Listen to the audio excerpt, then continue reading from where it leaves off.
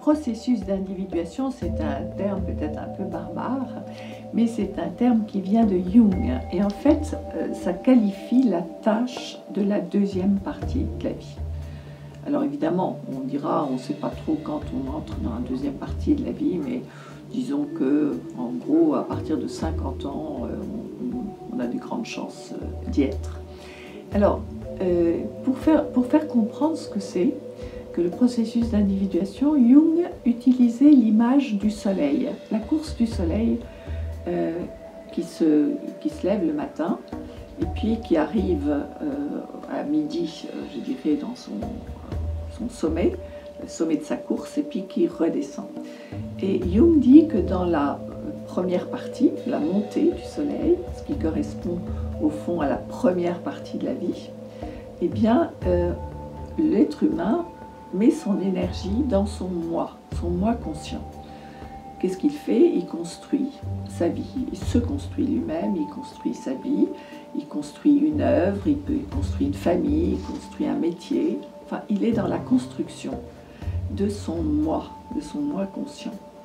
Et il met toute son énergie là-dedans. Et en fait, on pourrait dire aussi, puisqu'on a parlé tout à l'heure de l'intériorité et de l'extériorité dans une chronique précédente, on pourrait dire qu'on met son énergie dans son homme extérieur. Et puis, le soleil arrive à son point culminant et puis redescend vers la pente de l'horizon pour se coucher. Ça représente, cette descente du soleil représente la deuxième partie de la vie.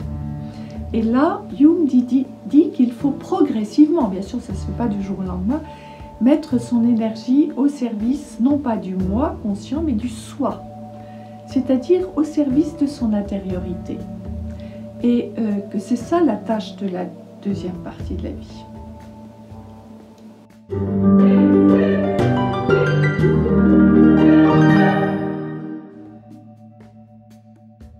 Il faut expliquer ce concept du soi, qui est un concept jungien avec un grand S. Le soi, c'est l'homme intérieur. C'est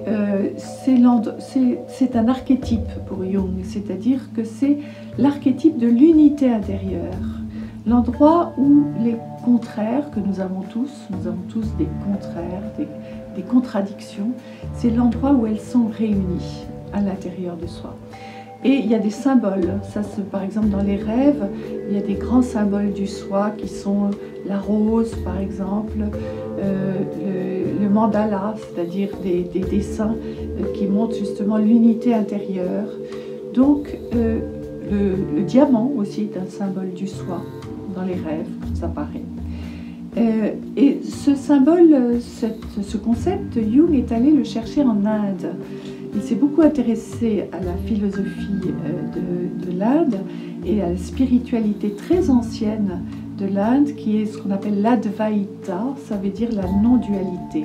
C'est-à-dire que les Indiens, les hindous plutôt, avaient cette idée qu'à l'intérieur du soi, il y a un endroit où justement il y a une unité intérieure.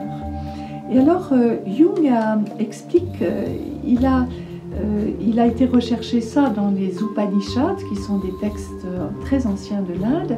Et il y a une histoire dans les Upanishads qui fait très très bien comprendre ce qu'est le soi. Cette histoire s'appelle l'histoire des deux oiseaux. C'est une histoire que j'aime beaucoup parce qu'elle elle est très concrète. Il y a deux oiseaux, un qui est au pied d'un arbre. Alors l'arbre, c'est aussi un symbole de l'individuation dans les rêves. Au pied de l'arbre, il y a un oiseau qui picore son grain, et qui est comme tous les oiseaux qui picorent leur grain. Il picore, il regarde à gauche, à droite, si on ne va pas lui piquer son grain, justement. Il est très inquiet, et puis il regarde vers le sommet de l'arbre, et au sommet de l'arbre, il y a un oiseau qui est là, les ailes ouvertes, très calme, et qui contemple.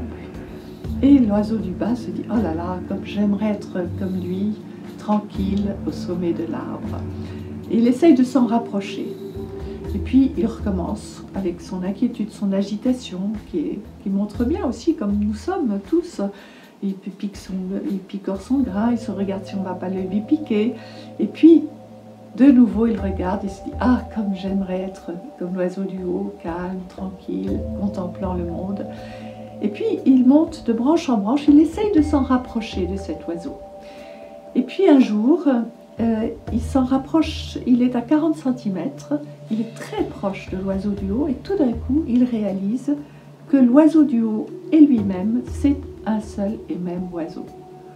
Et c'est une histoire qui illustre bien ce que les hindous appellent la non-dualité, c'est-à-dire où nous croyons qu'il y a en nous un être agité et un être calme, et en fait, il y a un seul être. Donc le soi, c'est ça, c'est l'union de l'être agité en nous et de l'être tranquille. J'ai parlé de l'Inde parce que c'est la source effectivement de Jung, mais je voudrais rajouter que chez les chrétiens par exemple, on a aussi cette notion du soi, mais on va le nommer autrement. Les chrétiens parlent du Christ intérieur. Vous voyez, donc on parle de l'homme intérieur, le Christ intérieur. Et puis dans d'autres traditions aussi, il y a au fond, c'est l'être essentiel, le soi. C'est l'être essentiel, c'est l'être intérieur.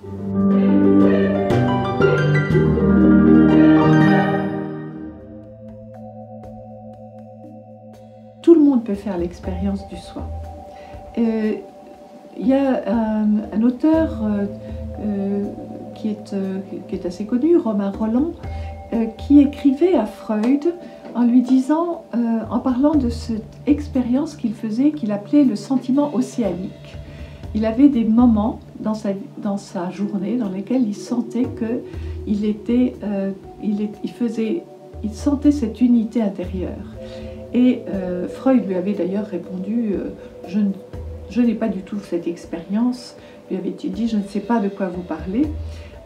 Et Freud avait dit, il n'y a que les femmes, les mystiques et les poètes qui font cette expérience. Donc c'est intéressant de noter cette réflexion de Freud. Mais en fait, chacun d'entre nous peut la faire. Et j'ai aussi le témoignage de Jean Klein, qui était un de mes amis, et qui disait que quand il contemplait des oiseaux dans un arbre, par exemple, il lui arrivait à certains moments de sentir que les oiseaux faisaient partie de lui. C'est-à-dire qu'il faisait cette expérience très simple qu'on peut tous faire, de contempler quelque chose et d'avoir le sentiment qu'on fait corps avec ce que l'on contemple. C'est une expérience du soi. Il y a des tas d'expériences que nous faisons dans la vie et qui sont des expériences du soi, qui peuvent nous conduire à une expérience du soi. Il y a par exemple la sexualité. Quand on a le sentiment de faire corps avec son amant, avec celui avec qui on fait l'amour, eh bien on vit cette expérience d'unité. C'est une expérience du soi que beaucoup de gens font très fréquemment. Une autre expérience du soi, c'est l'expérience de la danse, par exemple. Quand on danse, on fait corps avec son danseur, on peut avoir ce sentiment d'unité, il peut y avoir un moment dans lequel on ne sait pas s'il y a une différence entre le danseur et soi. C'est aussi l'expérience du sport à très haute intensité peut vous donner, à un moment donné, cette expérience justement de sortir. C'est un peu comme une expérience extatique. On sort de son petit moi rétréci et on a l'impression de faire un avec tout ce qui est autour. L'expérience de l'art aussi, l'expérience de la musique, l'expérience de la peinture, l'expérience de l'écriture peuvent à certains moments vous donner cette impression d'unité, de faire un avec le tout.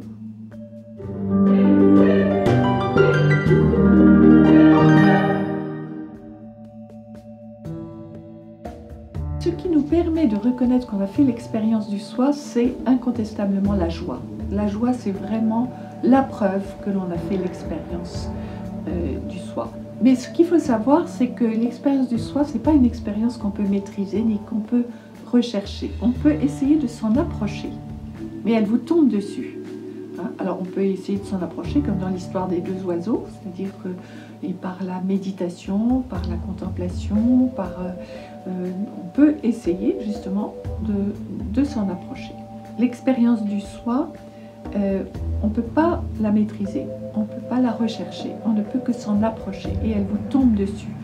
Et parfois, à la fin de sa vie, eh bien, on a des souvenirs justement de l'expérience du soi qui reviennent et que Jacqueline de Romilly, par exemple, dans son livre sur les révélations de la mémoire, parle de ces moments justement où des souvenirs de soi, d'unité, très anciens, reviennent à la fin de sa vie et lui procurent de la joie. Parce que ce qui nous permet de savoir qu'on a fait une expérience du soi, c'est incontestablement la joie. La joie est la preuve même que la joie qu'elle procure, cette expérience, est la preuve même que l'on a fait cette expérience d'unité intérieure.